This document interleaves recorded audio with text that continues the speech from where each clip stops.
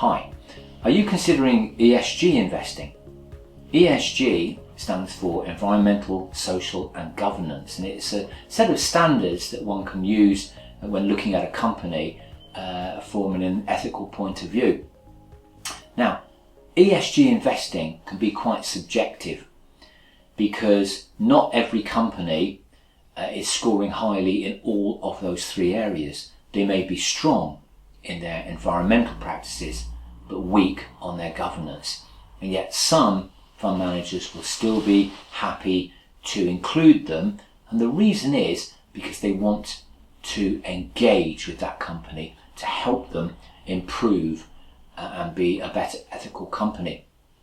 So although it's not necessarily as strong as social impact investing, it's still something where you are making a difference with your money.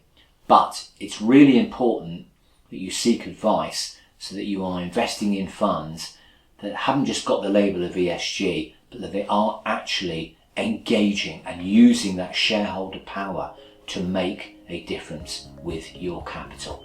If you're interested, please do click on the link below, which will take you to our website.